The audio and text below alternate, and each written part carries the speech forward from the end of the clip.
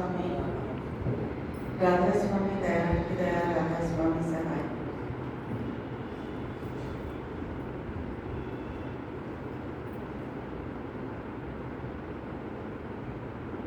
ध्यान प्रथम युग मुख दूगे द्वापर परितोषित प्रभु पूजे कलि केवल एक नाम आधारा श्रुति पुराण संत मत सारा।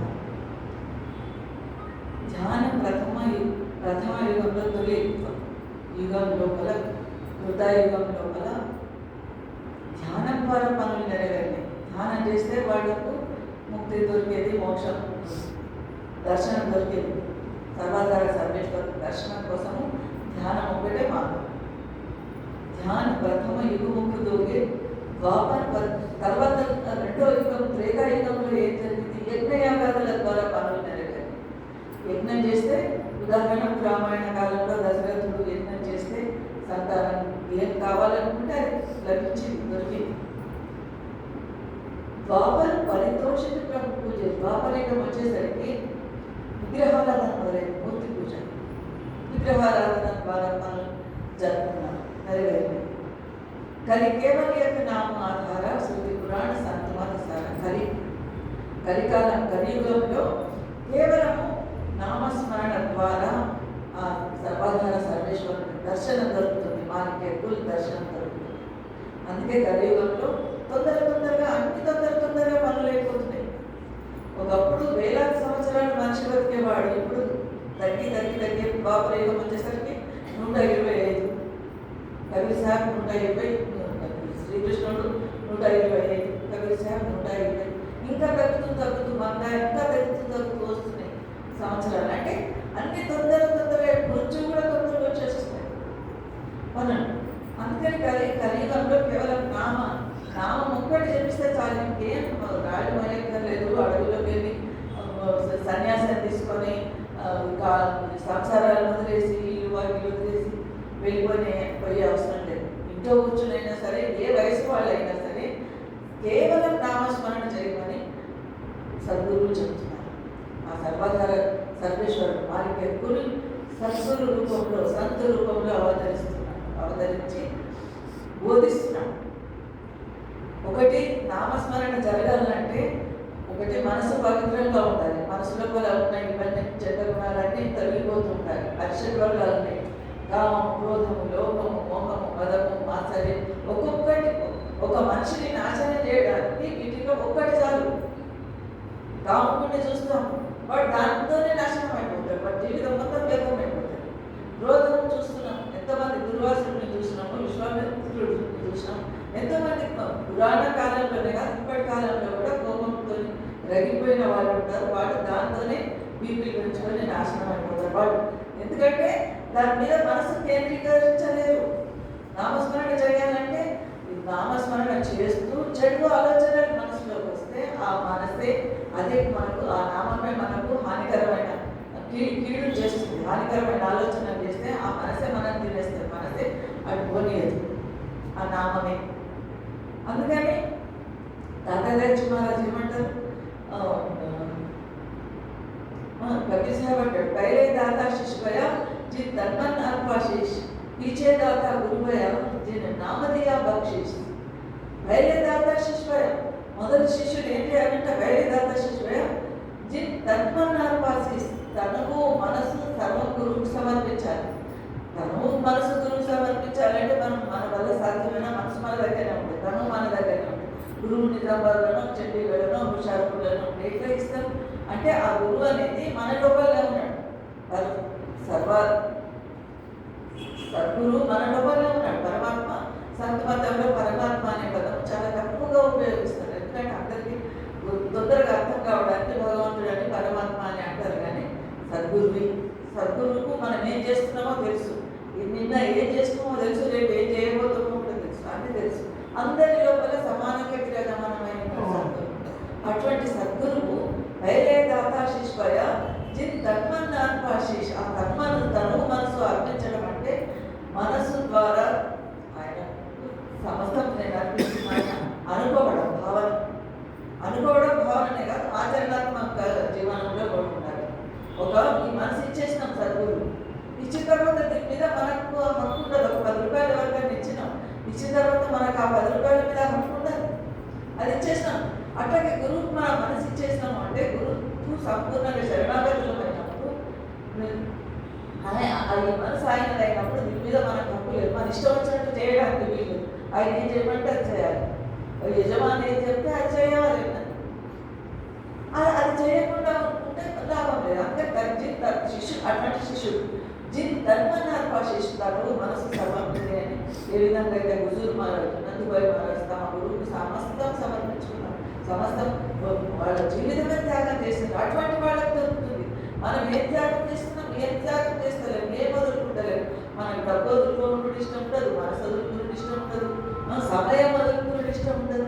ఎంత సమయం అన్నిటికంటే విలువైన సమయం. ఆ సమయాన్ని మనం ఎంతవరకు మనం సేవ కోసం ఉపయోగిస్తున్నాం, మన స్వంత పనుల కోసం ఎంత వాడుకుంటున్నాము, సద్గురు సేవకు ఎంత వాడుకుంటున్నాము. ధర్మన్నాథ్ భాష పీచేదాకా అట్లా తను మనసు సమర్పించి పూర్తిగా శరణాగతులైన శిష్యుడు ఏం చేస్తాడు? గురువు విజయదాత గురుభయ నామది పక్షేష్ అంటే కానుక ఇవ్వడం, దయదచ్చి కానుక ఇవ్వడం. ఏం చేస్తాడు? గురువు నామాన్ని ప్రసాదిస్తాడు. అంత విలువైతే నామం ఒట్టిగా కాదు, నామం భవిష్యానికి కూడా అందరు గురువు లేని వాటి ఎవరు లేదు. గురువు ద్వారా నీకు ఏ నామం దొరుకుతుందో అదే పనిచేస్తుంది.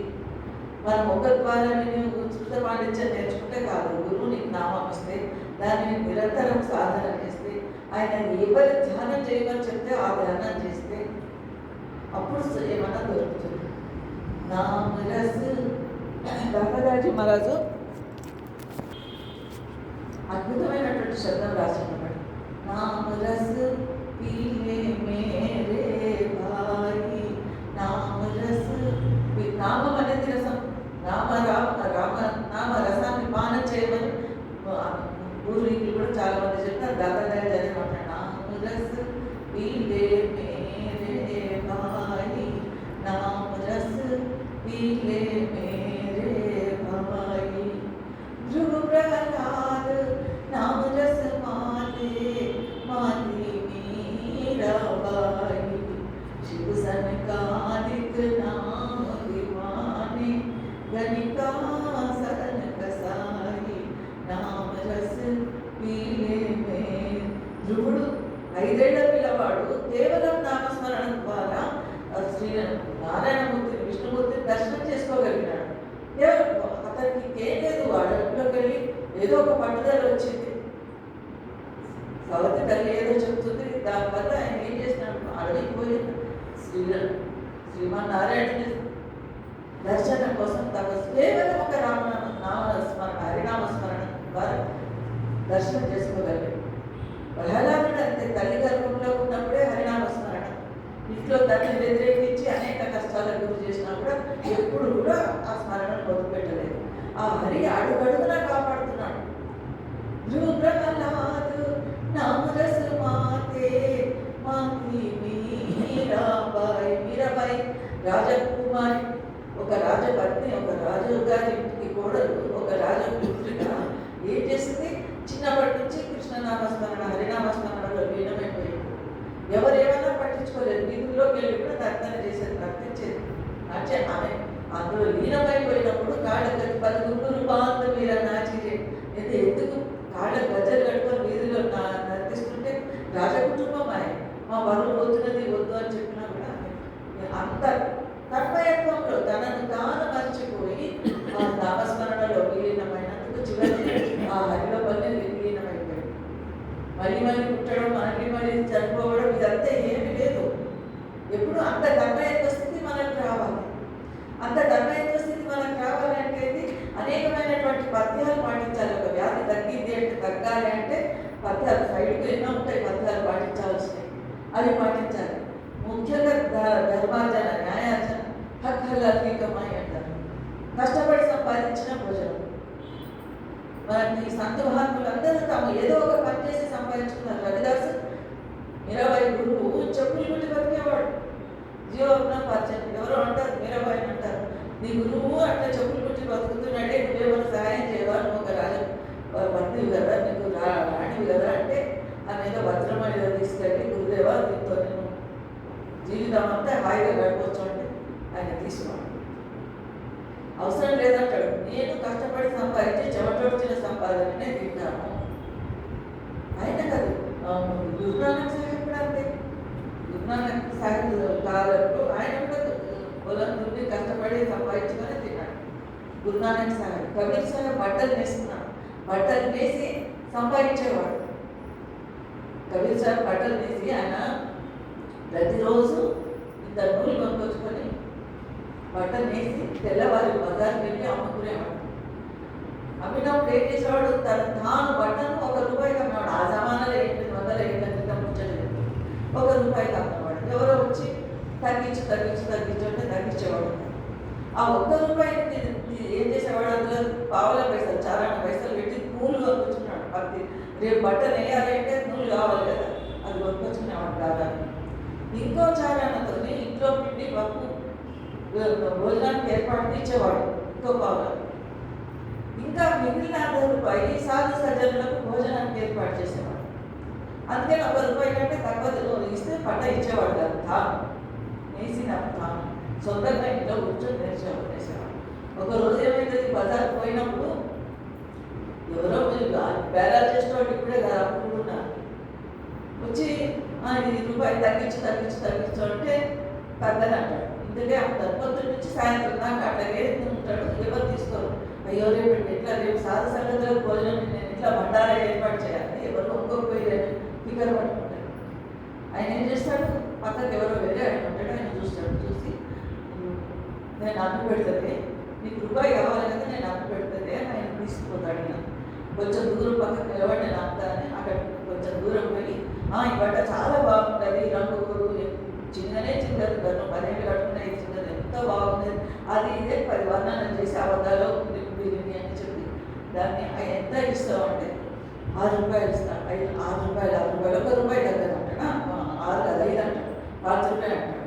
₹5 తగ్గించమంటే తగ్గించానంటాడు. నేను ఇందుకు తగ్గదు సరే ఆయన ₹5 ఇస్తాడు, తీసుకొని పోతాడు. ఆయన ఏం చేస్తాడు, కనీసం ₹1 కావాలి కదా, ₹1 తీసుకో, ₹4 చేయబెట్టుకున్నా. విషయం ఏంటిది, అప్పుడు అంటాడు కబీర్ సాహెబ్, सांचे कोई न पति चाहिए झूठे जगपति आए ₹1 का धान था 4-5 रुपये में जाए। ₹1 का धान ₹1 दान सत्य చెప్తే ఎవరు నమ్మలేదు. सांच कहे तो सांच कोई न साचे कोई न पति चाहिए झूठे जगपति आए गली गली गोरस फिरे मथुरा बैठ बिकाए। మధు ఈ కూచుల దగ్గరనే ఆ సారాయి మధ్య కొనుక్కుంటారు. కానీ వాడు పాలు అమ్మేవాడు ఇంటింటికి తిరిగి పాలు అమ్ముకుంటాడు. అంటే మంచి పని చేసేవాడు ఇంటింటికి తిరిగి చేయవలసి వస్తుంది, చెడు పనికి కూర్చున్న దగ్గరికి గిరాకు వస్తుంది. అదే అట్లాగే నానక్ సాహెబ్ జమానాలో కూడా 2 ఉండేవాడు. నానక్ సాహెబ్ ఎప్పుడు పోయినా వేరే ప్రాంతానికి పోతే ఒక ఇంట్లో లాలు అని ఒక వేదాయ ఉంటాడు, మాలిక్ భాగం అని ఒక శ్రీమంతుడు ఉంటాడు. నానక్ సాహెబ్ భక్తుడు, నిరంతరం నామస్మరణలో మునిగి తేలుతాడని అక్కడ వాళ్ళందరికీ తెలుసు. ఆయన ఏం చేస్తాడు, ఒక శ్రీమంతుడు వచ్చి మాలిక్ బాబు అంటారు ఆయన మా ఇంటికి భోజనానికి రండి, బండారు పెడుతున్నాం, అందరికీ ఏర్పాటు చేస్తున్నాం, సద్గురు ఇంటికి వస్తే ఇంకా కావాల్సిందే ఉన్నది, ఇల్లు పవిత్రమైతుంది, ఆయన చరణాల ద్వారా ఇల్లు పవిత్రమైతే తనకు బరకత అవుతుంది, ఇవన్నీ ఆశీర్వాదాలు దొరుకుతాయని ఆలోచనతో ఇంటికి పిలుస్తాడు. పిలిస్తే ఎక్కడ పిలుస్తాడు, లాలు అని ఒక పేద కూలినాలు చేసుకునే బతుకుతాడు. ఆయన పూరి గుడిసెలు ఉంటాడు. ఆ మనిషి ఇంటికి పోయి బస చేస్తాడు. ఆ ఇంట్లో పోయి ఉంటాడు. ఉండి అంటే నువ్వు రోజు నీ పొలం పనికి పో. ఆయన ఏం చేస్తాడు, ఒకటి రొట్టెలు ఉంటాయి, చాలా చీప్ తక్కువ ధరకు గిద్దలు తెచ్చుకొని ఆయన రొట్టెలు తీసుకొని తింటాడు ఆ లాలు అని. ఆయన అటువంటి రొట్టెలు తిని ఆయన లాలు ఇంట్లో ఉంటాడు. నానక్ సాహెబ్ అక్కడ ఆయన మాలిక్ బాబు ముష్టాన భోజనాలు పెడతాడు, పక్వానాలు పెడతాడు. పెట్టినా కూడా ఆయన ఇక్కడ నేను లాభ ఇక్కడనే ఉంటాయి, ఇక్కడనే బాగున్నాను, ఇక్కడనే ఉంటాడు. అయితే కొన్ని రోజుల తర్వాత ఆయన మాలిక్ బాబుకు పైసలు ఉన్న వాళ్ళకు సహజంగానే గర్వం వచ్చేస్తుంది. నేను ఇంత శ్రీమంతుడిని, నేను పిలుస్తొస్తాను కదా ఈయన అని మళ్ళీ మనిషిని పంపకుండా తానే వచ్చి మళ్ళీ ఆహ్వానం చేస్తాడు. సరిపోతాడు.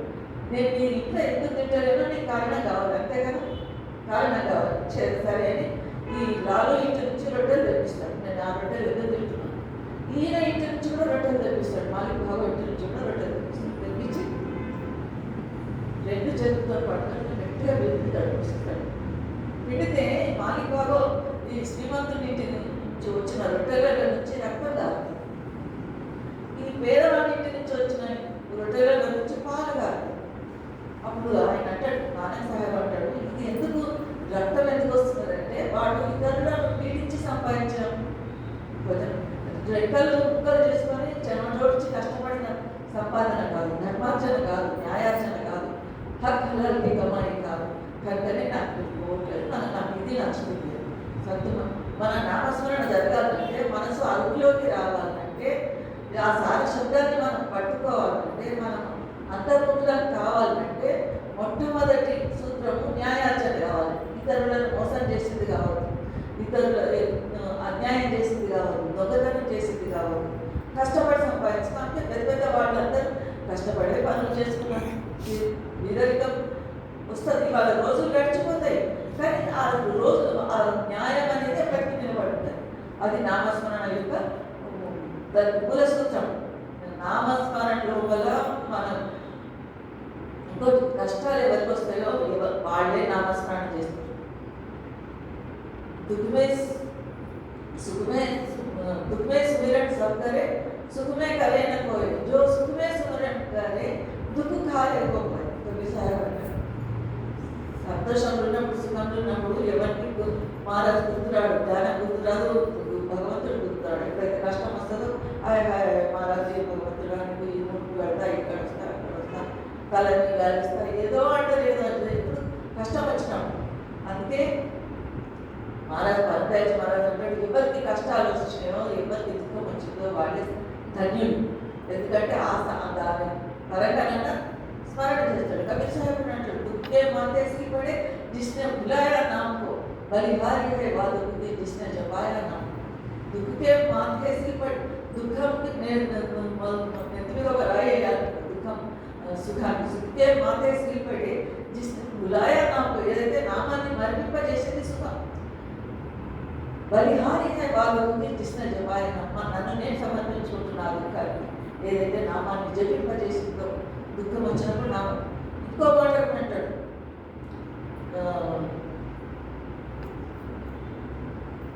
ब्रह्मा नाम जपे किस बासर, ध्रुव प्रहलाद नाम रस माते, माती मीराबाई, शिव सनकादिक नाम दीवाने, गणिका सदन कसाई. శివుడు కూడా నిరంతరం నామస్మరణ. త్రిమూర్తుల్లో ఒకరైన శివుడు నిరంతరం రామనామస్మరణ చేస్తాడు, రాముడు శివనామస్మరణ చేస్తుంటాడు. సనకాదికులు సనందన సనంద్ కుమారులని 4 దేవతలు విష్ణుమూర్తి దగ్గర ఉండేవాడు. వాళ్ళు కూడా నిరంతరం నామస్మరణ. గణిక సదన కసాయి అయిన నామస్మరణతో తరించిపోయినాడు.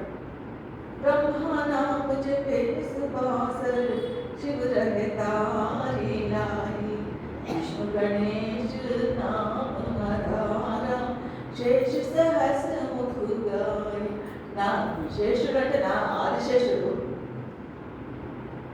1000 నాలుకలతోనే నామస్మరణ చేస్తున్నాడు. బ్రహ్మ అంటే విశ్వాస నిరంతరం నామస్మరణ. బ్రహ్మ చూడండి, ఎప్పుడైనా మన పాత పటాలు చూస్తారు, జపమాల చూస్తుంటాడు. ब्रह्मा नाम जपे सुबासर, शिव रहे तारी लाई, विष्णु गणेश नाम आधारा, शेष सहस मुख गाय. नानक जपे नाम गुरु विसरिन, संत कबीर बताई, जबरी पीर ने नाम के गुण से, राम से नेह लगाई. शबरिया ఎక్కడో అడుగులలో ఉంటుంది. మదక మహాముని శబరికి కథ వింటే కూడా చాలా అద్భుతంగా ఉంటుంది శబరి. మరి మనకు ఓపికలు ఉన్నాయో లేదో వెళ్దామనుకునే ఎక్కువగా నేనైతే చెప్తున్నా చిన్నగా తిరుగుతాక. శబరి ఎట్లా ఒక ఇల్లు అడవి లోపల ఉండే ఇల్లు ఆమె ఆమెకు పెళ్లికి ఏర్పాటు చేస్తారు. చిన్నతనంలోనే 12 ఏళ్ళు ఉంటుందో ఎంతో పెళ్లికి ఏర్పాటు చేస్తారు తల్లిదండ్రులు. అంత పిల్లలు ఉంటారు, అవి అటు మనుషులు పోయేవాళ్ళు. ఆమె చేసినప్పుడు ఏం చేస్తారు, ఇంటి నిండా తండ్రి వచ్చిన చుట్టాల కోసం అని తాగబోయేవాళ్ళని తాగించాలందరికీ కళ్ళు మద్యము అవన్నీ తెప్పించి కుండలలో తెప్పించి పెడతారు. వచ్చిన చుట్టాలందరికీ ఇది విందు చేస్తారు, ఈ మద్యంతోనే అనుకుంటారు. అన్నిటి కళ్ళు తెప్పించి పెడతారు. అని అనుకుంటుంది ఇదేంటి, ఇవన్నీ తాగి నా పెళ్లి కోసం ఇదంతా ఇంత ఖర్చు ఏంటిది, ఈ తాగుడేంటి, వీటి తాగి తూరుడేంటి, నోటికి వచ్చినట్టు దుర్భాషలు మాట్లాడేది అంటే ఆమెకు నచ్చదు. నచ్చక ఈ పెళ్ళి నేను మానేస్తే ఇదంతా ఉండదు కదా, ఇది అందంగా చూసుడు అని ఇట్లా వచ్చి వెళ్ళిపోయి ఒక మతంగ మహాముని ఎక్కడో పోదు, మతంగ మహాముని ఆశ్రమానికి పోతుంది. ఋషి ఆశ్రమానికి పోతే ఏం జరుగుతుంది, ఆ ఋషిలో ఉన్న సంస్కారాలు వీళ్ళకి వస్తాయి. మనం సంత మహాత్ముల సేవకు పోయేది, వాళ్ళు దర్శనం చేసుకునేది అందుకే. సంత సాంగత్యం, మంచి వాళ్ళ సాంగత్యం కోరుకునేది అందుకే. సంత సాంగత్యంలో ఉంటే వాళ్ళ మంచి గుణాలు మనకు వస్తాయి. మనం ఎట్లా నడుచుకోవాలో మనకు అర్థమైపోతుంది. కొన్ని రోజులు కాకపోతే కొన్ని రోజులు ప్రారంభంలో తొందరగా ఒక్క రోజులే కొన్ని మారుతారు. రాను ఏదో ఒక రోజు మన మనసు కూడా వాళ్ళ మనసులాగా తయారైంది, స్వచ్ఛంగా తయారవుతుంది. ఇందులో ఉన్న చెత్త చెదారం పోతుంది. వాటికి ఆలోచనలన్నీ ఒకటి వెళ్ళిపోతాయి. సంతుల సాంగత్యంలో మతంగా మమ్మల్ని ఆశ్రమంలోకి వెళ్ళి ఆమె చాలా నేర్చుకుంటుంది. మహర్షి సేవ చేసినందుకు ఆమె ప్రతిఫలంగా మతంగా మహర్షి కొంతకాలం తర్వాత ఆయన దేహాంతం అయ్యే రోజు వస్తుంది. శరీరాన్ని వదిలిపెట్టే రోజు వచ్చినప్పుడు ఆమె తింటాడు, బిడ్డాడు ఇంత రోజుల నుంచి నా సేవ చేస్తున్నాను, నా ఆశ్రమంలో పనులన్నీ చేస్తున్నాం, నీళ్ళు నొప్పుతుంది, చెట్లకు నీళ్ళు వస్తుంది, పువ్వు ఊడుస్తుంది, క్లీన్ చేస్తుంది, అన్ని పనులు చేసేది మతంగా మహర్షి సేవ చేసేది. ఆయన అంటాడు, కొంతకాలం నువ్వు ఈ వృధా పోదు, ఏది వృధా పోదు. మనం చేసే ప్రతి పనికి ఫలితం అనేది ఉంటుంది. మనం ఏమనుకుంటాం, విద్య చేసినా నాకేం దొరకలేదు, ఏం సత్సానికి పోతుంది, మా రాజుల దగ్గరికి పోతుంది, చిక్క మతాడికి కాళ్ళు నొప్పి వస్తే నాకేం లేదు. ప్రతిదీ ఏది వృధా అవదు. నువ్వు మంచి చేసినా సరే, చెడు చేసినా సరే. చాలా చెడు ఆలోచనలు వచ్చినప్పుడు ఆ చెడు ఆలోచనల ఫలితం మనం అనుభవించాలి. చెడు పనులు చేస్తే మనసా వాచా కర్మ పనులు చేస్తే వాటి ఫలితం అనుభవించాలి. ఆమె కొంచెం వరమిస్తాడు ఏంటి, రాముడు వస్తాడు, త్రేతాయుగం లోపల రాముడు వస్తాడు, వచ్చి ఆయన నీ దర్శనం ఇస్తాడు, అప్పుడు నీ జన్మ ధన్యం అయిపోతుంది అని చెప్పి ఆయన శరీరాన్ని అప్పటి నుంచి ఎదురు చూస్తుంది. ప్రతిరోజు ఎక్కడ చెట్టు ఎవరైనా వస్తున్నారు అంటే అలికిడైతే చాలు. అడవిలో ఉన్నప్పుడు ఆకులు రాలుతాయి, ఆకులు కింద పడితే కలగల శబ్దం అవుతుంది. ఏ పశువులు తిరుగుతున్నా, పక్షులు అక్కడ వారినా ఆకులు కలగల శబ్దం వస్తే ఆమెకు కుతూహలం, అయ్యో వస్తున్నాడేమో, మా రాముడు వస్తున్నాడేమో అని. ఆమెకు ఎవరు పండ్లు పొలాలు ఏముంటాయి అడవిలో, ఆ రేగు పండు తెచ్చి దాచి పెట్టదు, రోజు పెట్టదు. ఏదో ఒక రోజు రాముడు వస్తాడు, ఆయన తినడానికి మనిస్తే కదా అని తీయటి పండు కావాలని ఎందుకు చేసి పెడతాడు. అటువంటి రాముడు వచ్చి ఏదో ఒక రోజుకి వచ్చేస్తాడు. ఆమె నిరీక్షణ భరించి వృద్ధురా లేకపోతే అప్పుడు వస్తాడు. రాముడు వస్తాడు, తీయటి పొలాలు కొరికి ఇస్తుంటే లక్ష్మణుడికి కోపం వస్తుంది. ఎంగిల్ పండు తింటాడు, అన్న ఎంగిల్ తీస్తున్నది అని తనకి ఇచ్చేసరికి తీసరిగా పడేస్తాడు. అదే చెట్టు వృక్షం అయ్యి ఆయనకు చివరిలో ప్రాణాపాయ స్థితిలో లక్ష్మణుని ప్రాణాలు కాపాడుతున్నాడు. అంటే ఏది ఒట్టిగా పోదు, రామస్మరణ చేసినందుకు చివరిగా అంత ఫలితం వచ్చింది. నాన్నకు ఈ కబీర్ సాహెబ్ నామజపం వల్లనే ధరించిపోయింది. నాన్నకు ఎంత లీనమైపోయేవాడంటే సరుకులమ్మని తండ్రిని షాప్లో కూర్చోబెడితే ఏదో దీనని కొలిచేవాడు. అక్కడ ఆ పాత్రతోని కొలిసి ఇచ్చేవాడు. 12 అయిన 10, 11, 12 అనగానే 13 అనేది వచ్చేది. 13 నంబర్ రాగానే ఆయన తేరా అంటే తేరా మాలిక భగవంతుడి అంతా నీదే, సమస్తం నీదే అని తేరా లీనమైపోయాడు. అలా అర్థంగా నామస్మరణ అంతటి గొప్పది. అందుకనే మహారాజ్ ఏమంటున్నాను, तुलसी जपे प्रभु नाम निरंतर जपत सदा लवलाई सूरदास नाम के बल से किए किया दुखलाई। तुलसी जपे तुलसी రామచరితమానస్ రాసే రామచరితమానస్ ఒకటే కాదు. ఇప్పుడు నార్త్ ఇండియాకి పోతే ఇప్పుడు మన దగ్గర భగవద్గీత ఉంటుందో ఉత్తరాది లోపల రామచరితమానస్ తులసిదాస్ రాసింది ఇంటింటికి ఉంటుంది. ఎన్ని రకాల రత్నావళి, కవితావళి, 40 రామాయణ్, రామచరితమానస్ ఇట్లా 12-11 రకాల రామాయణాలు రాసిండు ఆయన. తులసి సాహెబ్. ఎట్లొచ్చింది ఆయనకు అంత శక్తి? కేవలం రామనామస్మరణ వల్లనే. ఆయన సాయంత్రం హరికథ చెప్పేవాడంట, రామాయణం రాసి చదువు చెప్పేవాడు. రామాయణం గురించి చర్చ చేసేటప్పుడు హనుమంతుడి దర్శనం దొరికింది ఆయన. హనుమంత్ దర్శనం ఎట్లా దొరికిందంటే గురువు చెప్తాడు, చిక్కులు అందరికంటే ముందు ఒక ఆయన వస్తాడు, అందరు వెళ్ళిపోయిన తర్వాత పోతాడు, ఆయనే హనుమంతుడు. దర్శనం దొరుకుతుంది, దర్శనం దొరుకుతుంది. तुलसी जटे प्रभु नाम निरंतर जपत सदा लौलाई, सूरदास नाम के बल से आँख खुलाई. सूरदास ज्ञान బాహ్య చక్షువులు లేవైనా ప్రజ్ఞా చక్షువులే. ఈ కాదు లేకపోతే నిరంతరం విహారి ఆ కృష్ణ భక్తుడు ఆ హృదయ నేత్రాలతో భగవంతుడి దర్శనం చేసుకున్నవాడు. नाम बिना जीवन है बिरता बहुबाचे पछताई. నామం లేకపోతే ఈ జీవితం వృధా అయిపోతుంది. తర్వాత చాలా పశ్చాత్తాపడతారు. చివరి నిమిషం వచ్చినప్పుడు పరీక్ష విద్యార్థి ఏం చేస్తాడు, సంవత్సరం అంతా వృధా పోనిచ్చి ఎగ్జామినేషన్ ముందుకు వచ్చేసరికి 2 రోజులు 4 రోజులు ముందు పుస్తకం పట్టుకుంటే అంత వృధే కదా. మొత్తం ఒక వండిన పదార్థం అంతా ఒకటే పూట మనం తినగలుగుతామా? అదేవిధంగా ఉన్న పాఠాలు సంవత్సరం పొడుగుతా వాటిని అంతా పెట్టి పాఠాలు పక్కన పెట్టేసి చివరి 4 రోజులు చదివితే మైండ్కి ఏం ఎక్కదు, వచ్చి కూడా మర్చిపోతారు. అదేవిధంగా మన జీవితం అంతా మన సమయం వృధా చేసుకుంటున్నాం. చివరి క్షణంలో అయ్యో అయ్యో అయ్యో ఏమైపోతుంది? యమధర్మరాజు ఒక క్షణం టైం ఇవ్వడు. ఇంకా ఎగ్జామ్లర్ అన్నా దండం పెడితే 2 నిమిషాలు 5 నిమిషాలు టైం ఇస్తాడేమో, కానీ యమధర్మరాజు ఎవరి కోసం వెయిట్ చేసేదే లేదు. అందుకే నామస్మరణ ఇప్పటి నుంచే మనసుకు అలవాటు చేయాలి నిరంతరం. గురు की कृपा मिला शुभ अवसर नाम रतन धन पाई. గురు కృప మిలా శుభ అవసరం. చివరికి ఇక్కడ చెప్తున్నాడు, గురు కృప వల్లనే నీకు నామం దొరుకుతుంది. నామ రతన ధనుపాయి. నామం అనే రత్నం, దాని విలువ అమూల్యం, దానికి ఇంత విలువ అనేది కట్టలేము. ఎందుకంటే అదే మనలను ఈ పుట్టుకల నుంచి చావు పుట్టుకల నుంచి మనం బయటపడేస్తుంది నిరంతర నామస్మరణ వల్ల.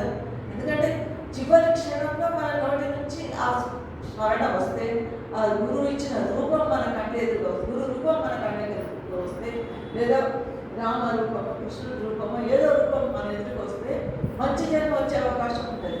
కానీ జీవితం అంతా మనం స్వార్థం కోసము వీటి కోసం ప్రయత్నం చేస్తే ఆ క్షణాన అను అను అన్న చెవు దగ్గరకు వచ్చి రామ రామ అంటే కూడా రామ అన్నాక ఇంకేదో మాట నోటికి వస్తుంది, లేదా నోరు పడిపోతుంది, లేదా అందుకనే ఇది నామతో కరుణ స్వామి జब प्राण तन से निकले गोविंद नाम कर कर, जब प्राण तन से निकले इतना तो करना स्वामी. श्री गंगा जी का तट हो या जमुना जी का वट हो, फिर सांवरा निकट हो, जब प्राण तन से निकले इतना तो करना स्वामी. భగవంతుని వేడుకుంటాడు. కనీసం ఇద్దరన్న చివరి క్షణంలో నీ నామము నా నోటి నుంచి రావాలి. దానివల్ల ఏం జరుగుతుంది? ఆ లాస్ట్ మూమెంట్లో ఏ ఖ్యాలు వస్తే దాని ప్రకారం మళ్ళీ జన్మ వస్తుంది. పరందేవ్ మహారాజు ఎంతో కష్టపడి ఎంతో జీవితం అంతా సత్సంగాలు ఇచ్చి ఆ స్మరణ చేసి అంత చేసి మానవ మంత్రి నిలబెట్టాడు. తర్వాత ఆయన లాస్ట్ మినిట్లో అమెరికా పోయి ప్రాణాలు తన శరీరాన్ని వదిలిపెట్టాడు. ఎందుకు? ఇక్కడ ఉంటే ఒక్క క్షణం, ఎందుకంటే ఎందరో సత్సంగీలు వస్తారు, ఎందరో భక్తులు ఎదురుగా వస్తారు. ఆ క్షణాన వాళ్ళ రూపం చూసినప్పుడు ఏ రూపాన్ని చూస్తే కూడా దానికి సంబంధించిన జన్మ వస్తుంది. అయ్యో ఇంత మందిరం కట్టిన కదా పోతున్నా, దీన్ని ఎవరు చూసుకుంటారు నా తర్వాత అన్న ఆలోచన క్షణంలో వచ్చినాడు. వెంట్రుక వాసి, ఈ వెంట్రుక ఎంత సన్నగా ఉంటుందో అంత సన్నగా అంత క్షణంలో కూడా ప్రాణం పోతున్నది అంటే వస్తే ఖ్యాలు వస్తే మళ్ళీ రావాల్సి వస్తుంది. అందుకే అక్కడికి పోయి అక్కడైతే ఏది నాది కాదు, దేని మీద మమకారం లేదు, ఎవరు నా వాళ్ళు కాదు. అటువంటి స్థితిలో శరీరం వదిలిపెట్టవలసి వస్తుంది. అంటే వాళ్ళు అంత సాధన పూర్వ జన్మల నుంచి ఆయన సాధన సంపన్నుడు కనుక ఆయన ఆ జ్ఞానంతో అక్కడికి వెళ్ళగలిగాడు. మరి మనకు ఎప్పుడు వస్తుందో తెలియదు, డెత్ డే ఎప్పుడో తెలియదు, ఆ టైం తెలియదు.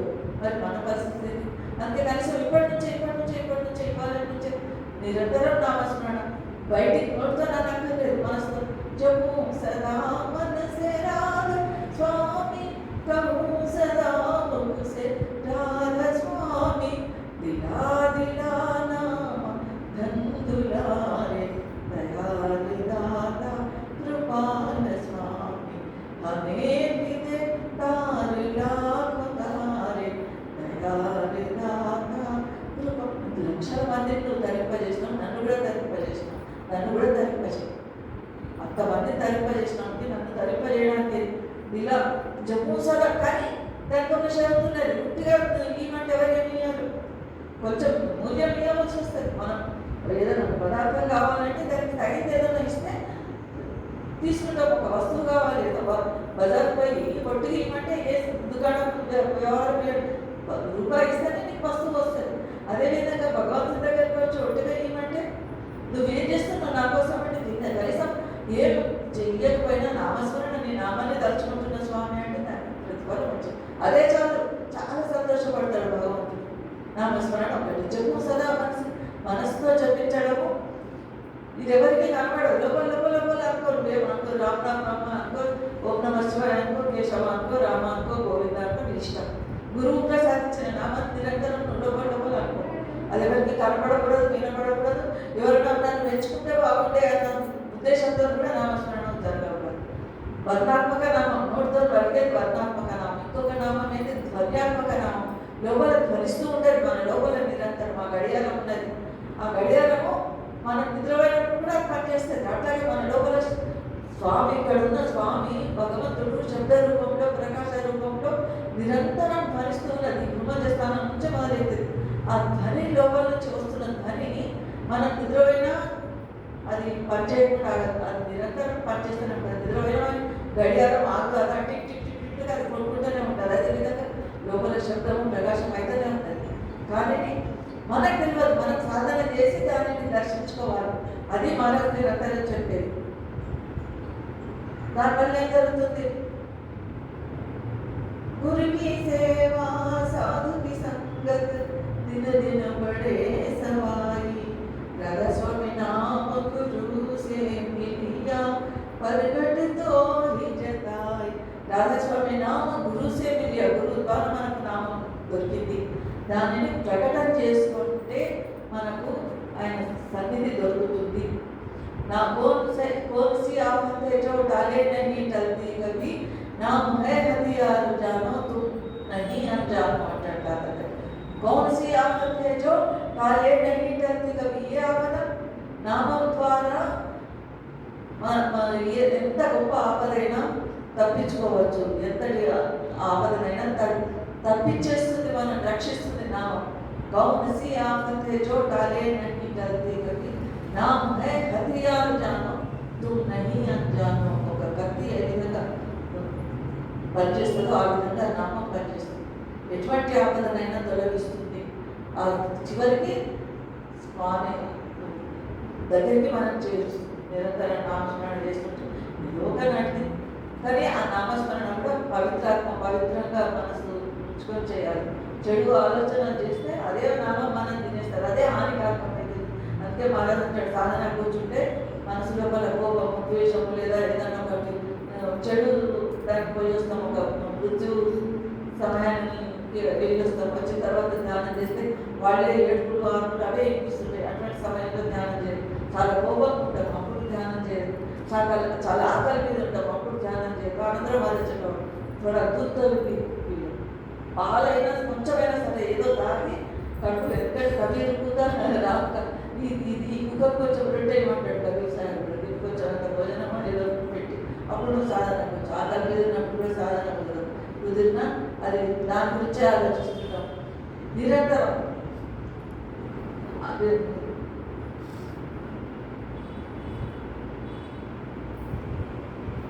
నామలే లేదలే కామె ఇంకో శబ్దంలో కూడా అంటాడు, నామం తీసుకొని అందరూ ధరించిపోయారు, నీవు కూడా ధరించిపోమని చెప్తుంటాడు. అదే నామానికి ఉన్న మహత్యం. అది నామస్మరణ నిరంతరం జరుగుతూ ఉండాలి. దానివల్లనే మనం అవతల తీరానికి చేరుకోగలం, పరమాత్మను సాధించుకోగలం. ఏదైనా మనకు నిరంతర నామస్మరణ వల్ల ఏం జరుగుతుంది? మనం చేయవలసిన పని ఉంటే స్వామి చేస్తుంది. భారం అప్ప చెప్పేశారు. శరణాగతం సమస్తం నువ్వేం చేస్తే రాసి భరస అంటారు. నువ్వేం చేసినా నాకు అంగీకారమే. శరణాగతం అంటే అదే, కేవలం కాళ్ళ మీద పడి నేను మీ శరణు నమ్ముతానంటే కాదు. ఏది ఇచ్చినా సర్వస్వీకారత అంటారు. ఏది ఇచ్చినా స్వీకరించాలి. కష్టం ఇచ్చినా, సుఖం ఇచ్చినా, బాధల్లో ఎదురైనా ఇది నీవు ఇచ్చిందే నేను దీన్ని సంతోషంగా అనుభవిస్తాయో. నాకు ఈ కష్టాలు వచ్చినాయని ఏడవకుండా స్వీకరించడమే ధర్మం. అది రాసి వలస మోసమాలిక అనే దానికి అర్థం. ఆయన పరధ్యాత్మాలు అంటే మీకు ఏది దొరుకుతున్నదో ఒకటి ఈశ్వరేచ్ఛ లేదా మౌస్య కర్మకు, ఒకటి మన కర్మ ఫలితం అనుభవిస్తున్నాము లేదా ఆయన ఇస్తున్నాడు. ఆయన ఏది ఇస్తే అది స్వీకరించాలి, సర్వస్వీకారిత. అందుకోసం మనం సిద్ధంగా ఉంటాము, దానికోసం ప్రయత్నం చేద్దాము. అందరికీ ఇంకో మాట అంటాడు కవి సార్, నా జగత్ దృష్టి వల్ల చూచి పరే జొచ్చాం కంచంతే కహికాంగా జాముకున్నాహినా. ఒక కుష్ఠరోగి ఉన్నాడు, నిరంతరం నామస్మరణని రసి కారుతుంటుంది, చిన్నెత్తులు కారుతుంటుంది కానీ నామస్మరణ చేస్తుంటాడు. ఇంకొకటి ఉంటాడు, చాలా అందమైన శరీరం, బాగా డబ్బులు ఉన్నాయి, అన్నీ ఉన్నాయి, సర్వ సౌకర్యాలు ఉన్నాయి, కానీ నామం జపించాడు. ఇద్దరిలో ఎవరు గొప్ప అంటే రోగిష్ఠుడైనా సరే వాడే గొప్ప. ఎందుకంటే నామస్మరణ చేస్తున్నాడు. వాడు ఏదో ఒకటి తగ్గించిపోతాడు, ఇప్పుడు కాకపోతే తర్వాత అయినా. కాబట్టి మనం కూడా నామస్మరణ చేసి ప్రభు చరణాలకు చేరుకునేటందుకు ప్రయత్నం చేద్దాము. అందరికీ రావాల్సిన